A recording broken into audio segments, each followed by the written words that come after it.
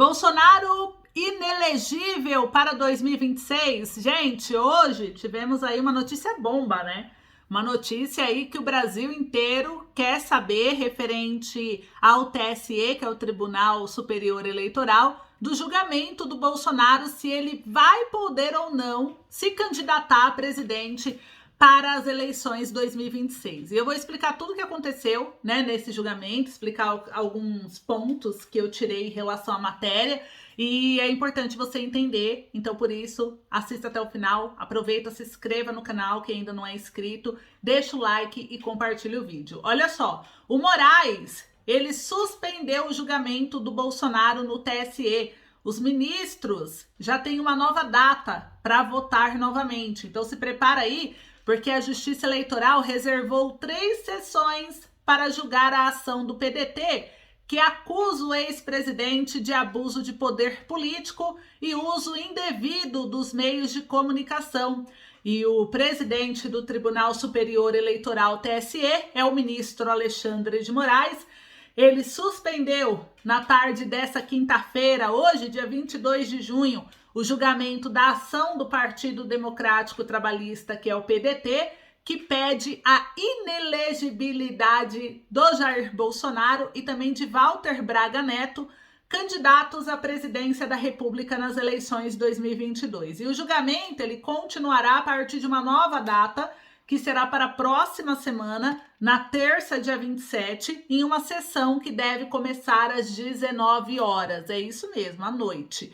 E com a leitura do voto do relator do caso, que é o ministro Benedito Gonçalves. O Moraes, ele interrompeu a sessão após a leitura do parecer do Ministério Público Eleitoral, que foi favorável à inelegibilidade de Bolsonaro. Então, para vocês entenderem, o MPE, que é o Ministério Público Eleitoral, ele abriu a sessão hoje, né, para a votação do TSE, e o voto foi favorável. Por eles, o Bolsonaro não irá se candidatar em 2026. Então já começou o julgamento ruim para o Bolsonaro, porque o MPE já votou favorável à inelegibilidade dele, né? Antes do MPE, os advogados da acusação e defesa apresentaram seus argumentos sobre o processo por 15 e 30 minutos, respectivamente. E no total, a corte reservou 3 sessões ordinárias para julgar o caso. Além da sessão de hoje, dessa quinta-feira, do dia 22 de junho, o tribunal poderá prosseguir com o julgamento nas sessões subsequentes, que são a de terça e quinta-feira, que é o dia 27 e o dia 29 de junho. Quem informou isso foi o próprio Tribunal Superior Eleitoral. No processo, o PDT ele acusa o Bolsonaro de abuso de poder político e também do uso indevido, gente, dos meios de comunicações, por conta de uma reunião com embaixadores. Eu acho que vocês vão se lembrar da repercussão que gerou na época, que ocorreu inclusive no Palácio do Planalto, né, do Alvorada, em julho de 2022. Tá lembrado mais ou menos? Pois é, ele fez alguns ataques ao sistema eleitoral. E isso não é novidade para ninguém, ele nunca escondeu a opinião dele sobre as urnas brasileiras. E nessa reunião, qual que foi o problema? Ela foi transmitida ao vivo pela TV Brasil na época. O Bolsonaro, ele teceu críticas a ministros do Supremo Tribunal Federal, que é o STF, e ele classificou como lamentáveis as falas dos magistrados. Ele ainda colocou sobre dúvidas os resultados das eleições presidenciais de 2018, na qual, inclusive, ele mesmo foi eleito com 55,13% dos votos válidos. Em uma entrevista exclusiva à CNN, o Bolsonaro disse que o julgamento é uma tempestade em copo d'água. Ele falou, abre aspas, eu não sei por que criar uma tempestade num copo d'água. Apenas foi conversado com eles como funcionava o sistema eleitoral. Eu não falei a palavra fraude ali, no tocante às futuras eleições. Falei daquele inquérito da Polícia Federal de novembro de 2018, que até hoje não foi concluído ainda. Apenas isso. Qual é o problema? Discutir esse assunto. Fecha aspas, questionou o Bolsonaro à CNN. Na mesma entrevista, o Bolsonaro defendeu a reunião que fez com embaixadores. Ele disse, abre aspas, por que eu convidei os embaixadores e não convoquei?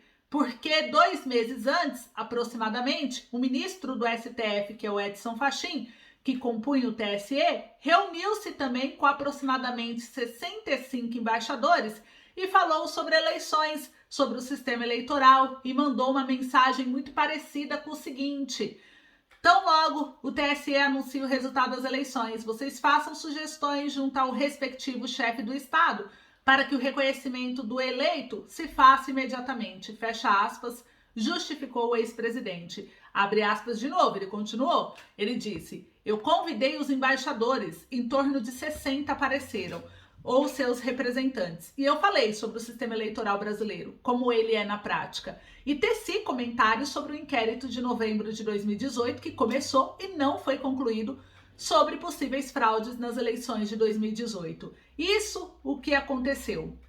Então, as possíveis críticas e observações não foram ataques, foram a resposta que eu dei ao ministro Fachin. Fecha aspas, finaliza. O presidente ele tem pedido ainda que o TSE utilize o mesmo critério de julgamento da chapa Dilma Temer em 2017, abre aspas, durante o julgamento houve um intenso debate se as novas provas poderiam ser agregadas ao processo inicial movido pelo PSDB em 2015 e a discussão foi que essas novas provas não poderiam ser agregadas ao processo.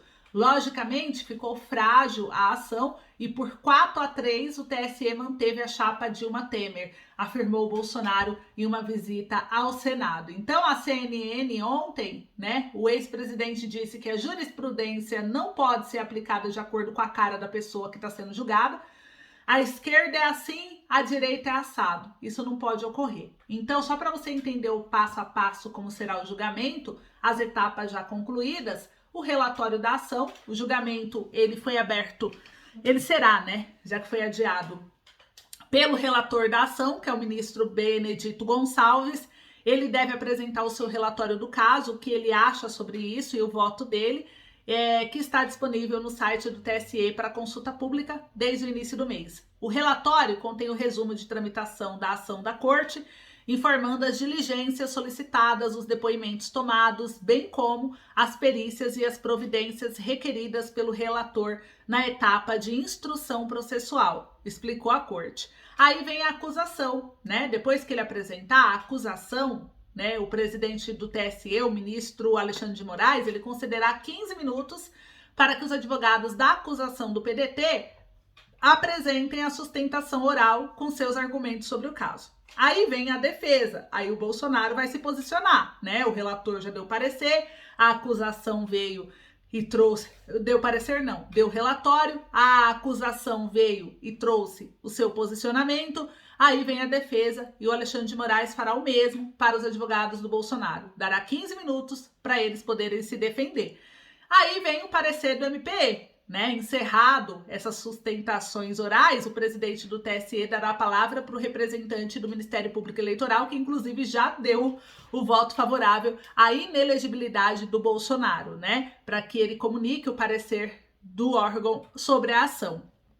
E aí, gente, eles vão se decidir, começa o voto do relator e depois o voto, na sequência, o voto dos demais ministros. Então a gente vai acompanhar essa ação, vai acompanhar esse julgamento semana que vem e aí eu trago a resposta para vocês. Mas existe aí uma chance, já começa com um ponto positivo pro partido que entrou com a ação. O Bolsonaro pode se tornar inelegível. O que você acha? Você acha que esse julgamento vai dar inelegibilidade ou ele vai poder se candidatar? Comenta aí. Esse foi o vídeo de hoje. Um beijo, obrigada a todos, até logo.